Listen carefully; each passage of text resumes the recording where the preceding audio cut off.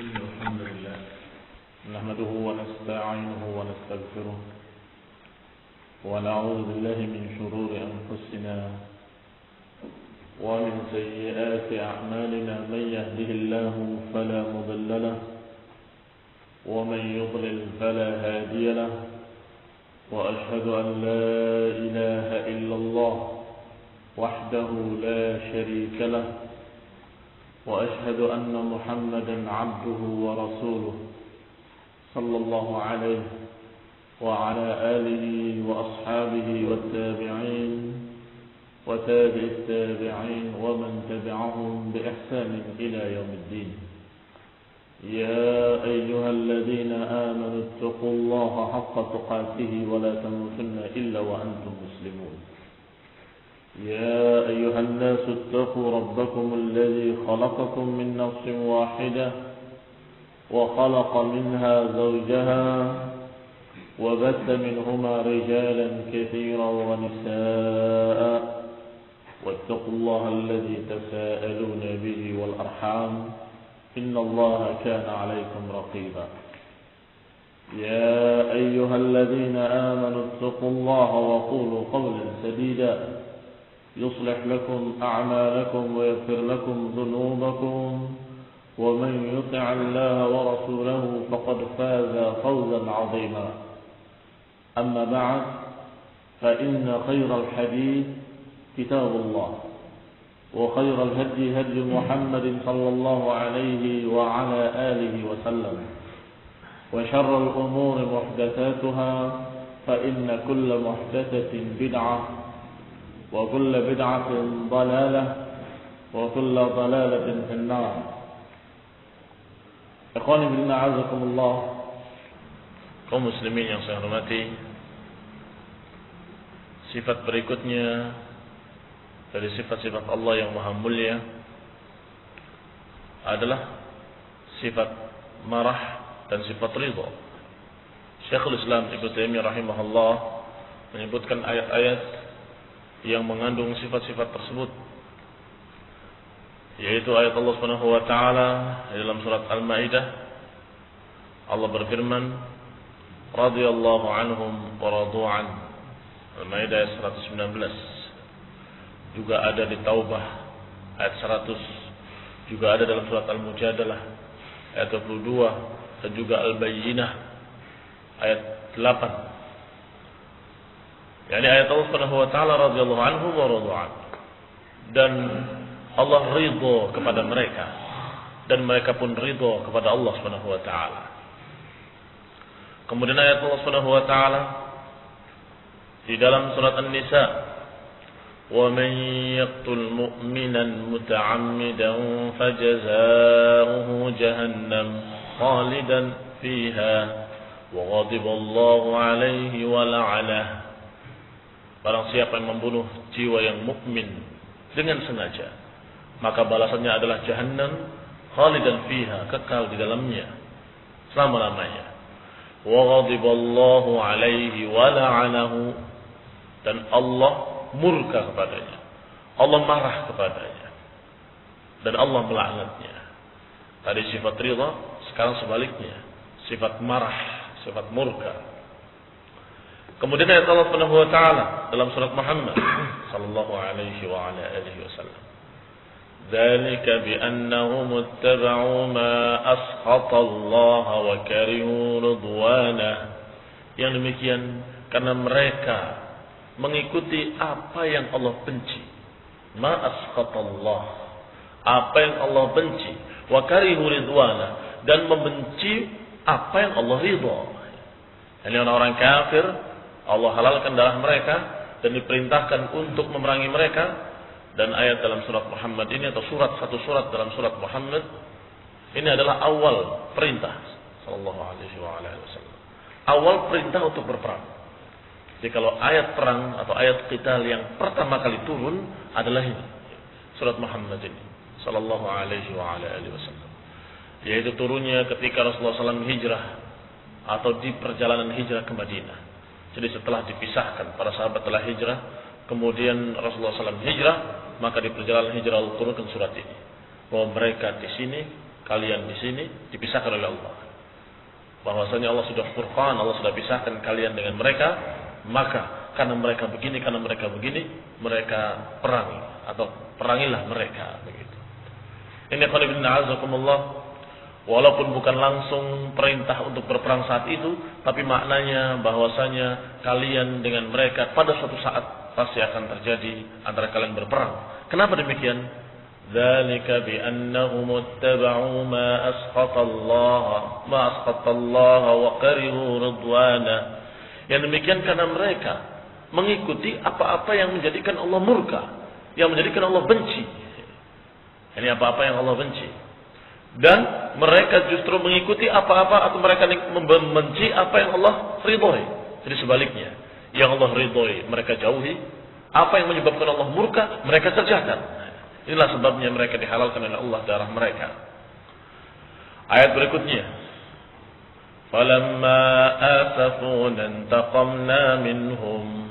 Dan ketika mereka membuat sesuatu atau membuat perbuatan-perbuatan yang mengecewakan kami, kata Allah, intaqamna minhum, maka kami balas mereka. Ini sifat intiqam, sifat membalas. Walakin karihallahum bi'athahum fatabbatahum. Tetapi mereka benci. Karihallah. Mereka dalam keadaan kariha. Dan Allah Subhanahu wa taala membenci mereka untuk mengutus mereka, maka mereka ditetapkan di rumah-rumah mereka. Yani munafikin di awal pertama perintah perang, mereka tidak mau mengikutinya dan menentangnya. Mereka menyatakan dengan berbagai macam alasan untuk tidak berperang. Ini munafikin. Tapi ketika giliran sudah ada tanda-tanda kemenangan, ghanimah sudah terlihat, mereka datang berduyun-duyun untuk ikut dan menyatakan, gabungkanlah kami. Maka Allah Subhanahu wa taala menyatakan bahwa Allah tidak suka mereka itu ikut. Allah tidak suka untuk mereka keluar bersama kalian dalam berperang.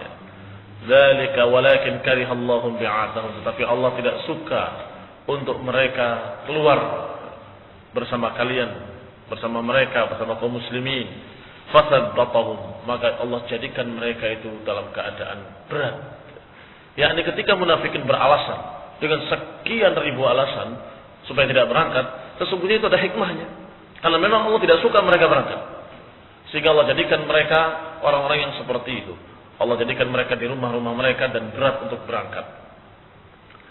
Ayat yang lain Allah katakan, kabura maqtan 'indallahi an taqulu ma la taf'alun.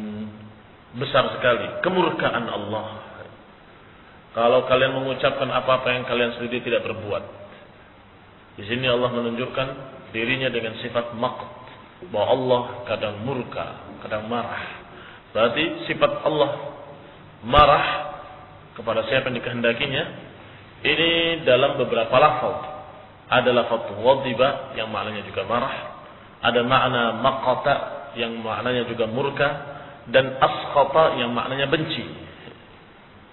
Maka digabungkan oleh Syekhul Islam Ibnu Taimiyah dalam satu bab, di dalam pembahasan sekaligus sifat-sifat Allah yang merupakan sifat fi'liyah.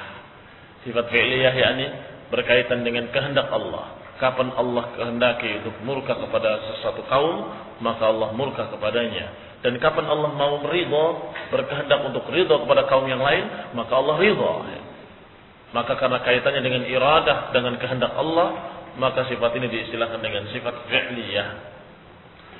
Kita lihat dari yang pertama, yaitu kalimat radhiyallahu anhum wa radu'an.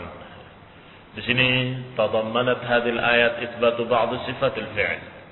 Terkandung sifat fi'il bagi Allah Subhanahu wa taala, yaitu meridai siapa yang dikehendakinya. Kemudian yang berikutnya ghadab, marah. Allah memiliki sifat fi'il yaitu marah kepada siapa yang dikehendakinya. Juga la'an wa la'anahu wa ghadiballahu 'alaihim wa la'anahum wa 'adda lahum jahannam. Allah melaknat siapa yang dikehendakinya. Wal kurh, tidak suka atau benci. Dikatakan karihallahum bi'athahum. Allah tidak suka. Ini juga sifat fi'liyah. Allah tidak suka untuk Utus mereka atau mengeluarkan mereka dari rumah mereka untuk berperang. Wasakh atau sakhat itu adalah kemurkaan, kebencian. Wal maqt, kemarahan. Wal asaf, yakni sesuatu yang menunjukkan tidak suka dengan sesuatu dikatakan asaf. Asafuna, yang wallahu alam apakah tepat kalau diterjemahkan dengan mengecewakan, yakni kecewa dengan perbuatan-perbuatan hambanya yang jelek, yang maksiat. Maka sesungguhnya mirip maknanya dengan kariha atau sakhita, membenci, tidak suka dengan perbuatan-perbuatan mereka. Wa hiya 'inda ahli al-haqq sifatun haqiqiyyatun lillahi 'azza wa jalla. Dan ini semua merupakan sifat-sifat yang hakiki, betul-betul sifat bagi Allah Subhanahu wa taala, tentunya sesuai dengan kemuliaan Allah, sesuai dengan keagungan Allah, dan tidak sama dengan sifat-sifat makhluk. Marahnya Allah tidak sama dengan marahnya makhluk. Murkanya Allah tidak sama dengan murkanya makhluk. Bencinya Allah tidak sama dengan bencinya makhluk. Demikian pula as-sakhat, al-maqt atau al-asaf, semuanya tidak sama dengan sifat-sifat yang ada pada makhluk. Fala hujjata lil asy'ariyah wal mu'tazilah ala nafiha. Maka tidak ada alasan bagi Mu'tazilah dan Asy'ariyah untuk menolak sifat-sifat tersebut. Karena Asy'ariyah dan Mu'tazilah menolak sifat-sifat tadi dengan alasan nanti sama dengan makhluk. Maka kita jawab bahwasanya Ahlus Sunnah mengimani sifat-sifat tersebut dengan keyakinan tidak sama dengan makhluk. Walaupun secara lafaz bisa sama, manusia marah, Allah marah. Lafaznya sama, tetapi marahnya Allah tidak sama dengan marahnya makhluk. Laisa kamitslihi syai'. Ini keyakinan Ahlus Sunnah. Marahnya ditetapkan bahwa sifat Allah diantaranya sifat fi'liyah adalah marah, tetapi tidak sama dengan makhluknya. Maka tidak ada alasan bagi Asy'ariyah dan Mu'tazilah untuk menolak sifat-sifat tersebut. Apakah menolaknya dengan betul-betul mentah-mentah ditolak tanpa ada pengganti atau tanpa ditafsirkan, tanpa diselewengkan seperti golongan Jahmiyah, atau menolaknya dengan berbagai macam takwilan seperti Mu'tazilah, atau penolakannya seperti Asy'ariyah dengan digolongkan, digabungkan kepada iradah. Jadi tidak ada sifat marah. Allah tidak marah, Allah tidak benci, Allah tidak murka. Nah ini bagaimana sifat-sifat ini? Ini sifat iradah. Allah menghendaki sesuatu, ya terserah Allah katanya. Ya ini kalau marah, iradatul intiqam, Allah berkehendak untuk membalas. Kalau ridha, iradatul in'am, Allah berkehendak untuk memberi nikmat-nikmat. Jadi kalau ridha, maknanya Allah berkehendak untuk memberi nikmat. Kalau marah, maknanya Allah berkehendak untuk membalas. Jadi semuanya kehendak. Dan digabungkan oleh Asy'ariyah kepada kehendak, sehingga kalau dihafalkan sifat-sifat yang dikumpulkan oleh mereka, 13 atau 20 sifat, maka di dalamnya tidak ada sifat-sifat tadi, yang ada hanya iradah, kehendak. Ikhwan fillah azakumullah. Maka ini maknanya menyempitkan makna sifat-sifat Allah yang luas.